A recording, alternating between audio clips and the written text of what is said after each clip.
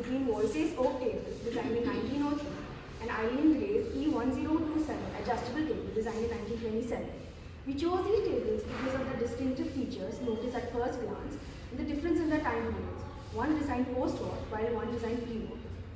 We will be discussing how CFP Voysey practiced to evolve traditionalism, which involved craftsmanship, while Eileen Gray chose modernism, which conformed to human needs, as can be seen in her works.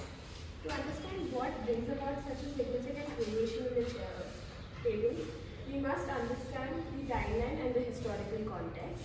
Voysey designed the ongoing arts and crafts movement, which influenced his material and fixtures, while Eileen Gray designed was influenced by the modernism of the Bauhaus movement. The World War majorly impacted the designs of the tables in terms of, firstly, the construction method. Voysey used traditional craftsmanship, which basically means to handcraft, while Eileen Gray used machinery to mass produce. This was a result due to the economic crisis post the war. In Voysey's time, people could afford standalone pieces made of expensive materials like oak, whereas Gray had to accommodate the economic crunch, and because of which she used feasible materials like tubular steel. She also had to consider the smaller living spaces post the war and hence designed a multifunctional table with adjustable height.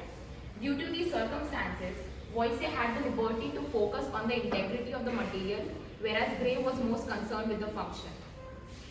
The theme of the presentation is evolved traditionalism, which is to experiment while retaining traditional methods, versus modernism, which emphasizes on function, technology, and user experience. Our points of comparison are material, form, and style. Firstly, speaking about material, Voysey chose oak for the table he designed for city work because he preferred craftsmanship and the woodworkers preferred oak.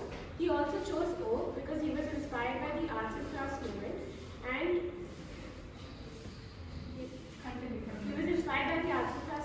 and they saw beauty in the natural grain of oak.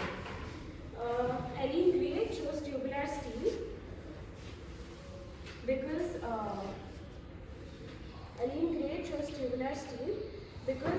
it was more feasible and available post the war.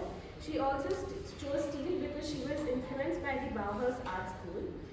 We'll talk about this in more detail. So Voysey, he retained the integrity of his material by eliminating metal fixtures and wedging the pieces of wood together. He also used high quality oak because he produced these tables for an economically flourished society. On the other hand, Gray chose tubular steel and celluloid screen as the main materials. She chose steel because it was adjustable, affordable, and available post the war, since oak was used to build the western fronts and was hence not available. She chose a celluloid screen because it was lightweight, easy to maintain, and more durable than glass. We can hence also conclude that her designs were practical and user-friendly. Next, we'll compare forms and structures of these tables on certain aspects. Firstly, joinery. Voysey did not use screws or nails. Instead, while Eileen Gray had to achieve the adjustability of height. Secondly, the legs of these tables. Voysey's table had spider-like legs joined at hemispheres, whereas Eileen Gray's table had a single leg joined to a semicircular base. Lastly, these tables had enhanced user experience, as Voysey's table could be folded for easy storage, and Eileen Gray's table, as the name suggests, could be adjusted in height and attached to the bed. Now the approach of both of the designers towards the material they chose and the way they used those materials to develop their respective forms already gives us a glimpse into their styles. Starting with the arts and craft, this movement was an amalgamation of multiple societies within which Voysey was specifically inspired by the Exhibition Society. This society influenced him to use oak, to practice craftsmanship, and to omit excessive ornamentation from his designs. On the other hand, Gray was inspired by the Bauhaus movement. Bauhaus inspired her to use cantilever structures like in the adjustable table, where the tabletop is supported by a single rod, and to use geometric shapes as a basis for her forms, which we can observe in the top and base of the table. Both the designers were relevant in their time periods because they adapted from the prevalent art movements. However, they retained their individuality. Voysey, in an era of industrialization, chose to handcraft his pieces and ventured into complexity in terms of the legs of the table.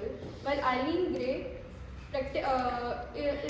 Gray's individuality is reflected on the function and practicality of her designs. She believed in form follows function, as her designs were derived out of functional needs of the humans.